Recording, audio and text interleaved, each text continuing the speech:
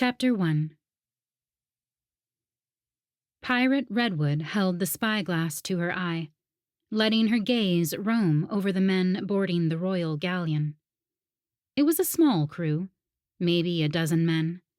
Their uniforms and youth exuded arrogance and wealth, which meant they could be easy targets with high payoff for her men. But their weaponry and wariness hinted at experience.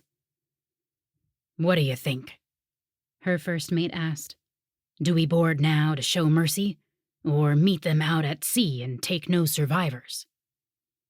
The whisper of his hands rubbing together made it clear either option would appease him. It had been months since they'd plundered a ship. Despite full bellies and plenty of ale, the men were itching for an adventure. Redwood was, too, if she was honest with herself, but something seemed off about this target. They'd seen the galleon parked on the beaches of Rykarn at least half a moon ago, before they'd sailed to Andel and back. After asking around, they knew little more than it was captained by Eric Moss, a naval officer of the king. The tiny new port had plenty of coves to hide small pirate ships like Brighton's Revenge, but Captain Moss wasn't trying to hide his warship. Why are they empty-handed? Redwood mused. She pulled the spyglass from her eye and blinked until her first mate came into focus, his eager expression slipping to confusion. Gray wisps of hair blew in the breeze, and his wrinkles multiplied with his frown. Lenny had to be at least 70, and his years on the water had been invaluable as Redwood had grown into her role as the deadliest pirate in Riston. His hand gripped the wheel more for support than to guide the ship, but he'd have to be on his deathbed for her to demote him.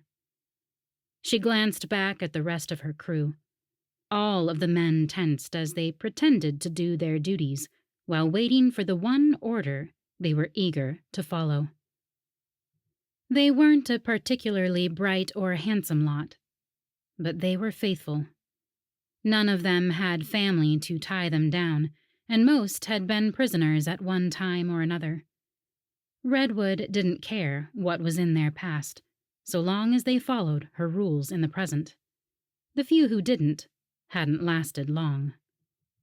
"Maybe it was an exploration," Marmot said, his words whistling through his missing teeth. Outside of the ships carrying magic-wielding progenies, he was the best surgeon on the water. "I heard rumor of gold in the rainforest. Back near those things." His voice dropped to a whisper as he shuddered. It passed through the other men like a ripple in the water, ending with a squeak from Mouse, the youngest member of the crew.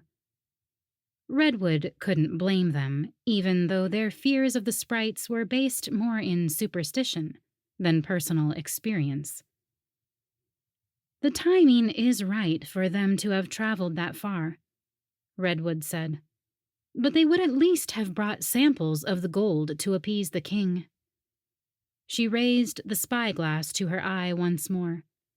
The day before, Moss's crew had stocked the boat with provisions, but only what was necessary to get them back to LNS. No other trinkets or items for trade.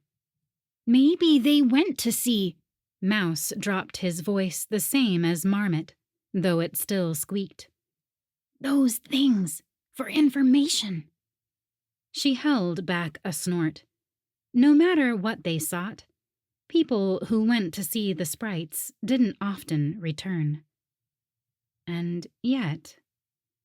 She squinted as Moss reached the ship, his highly decorated uniform out of place amidst the fishermen's boats and poorly constructed docks.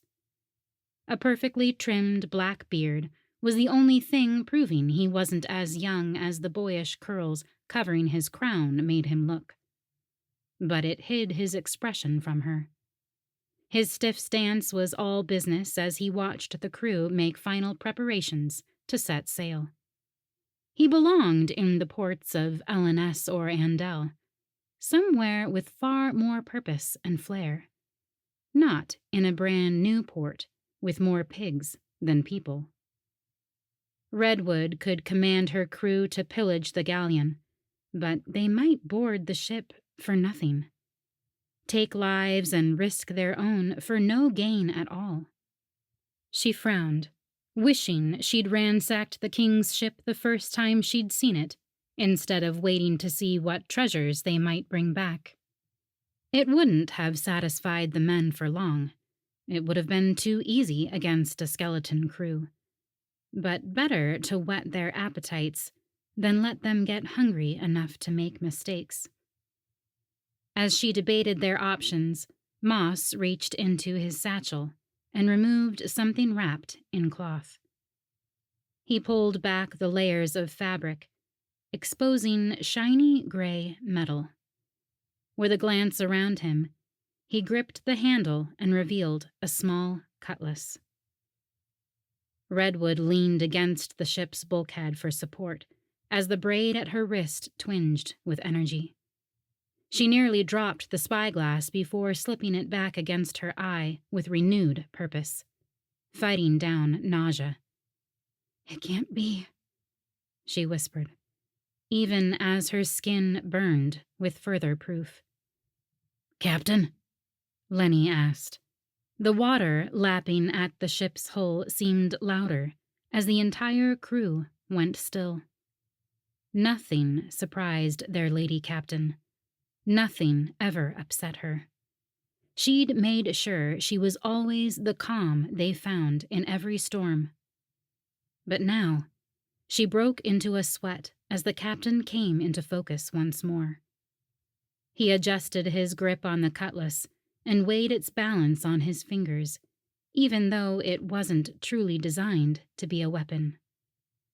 She squeezed her eyes shut. It was supposed to be buried deep in the cave of the sprites, hidden for centuries until she found the others, until she was ready to face her past. How had he found it? The burn of her skin shifted inward until it was a fire fueling every muscle in her body. "We attack now. Don't let them leave port." The air around her crackled with the men's anticipation. "Only kill if you must, but take everything." She forced the spyglass away from her eye, even though it hurt to lose sight of the prize. The men grinned at her, and several gave a salute. "Aye!" She snorted at their pretense of formality. "Leave the captain for me." The ship became a flurry of bodies, the dance of rope and sails, one that Redwood never tired of watching. The predictable rhythm of it always had a soothing effect. Brighton's Revenge was known for its speed, the small caravel far easier to maneuver in the water than a massive galleon. They could hem the royal ship in before it had time to weigh anchor. Redwood couldn't stop the smile spreading across her lips as she imagined the deep red wood of Brighton's Revenge catching Moss's eye as it grew larger on the horizon. The flicker of recognition and fear that would cross his features. She let the smile bloom into a full grin as she stood on the prow of the ship, sensing the captain's spyglass turned her way. As the sails snapped and caught the wind, Brighton's Revenge turned, giving the naval crew a clear view of the pirate ship bearing down on them.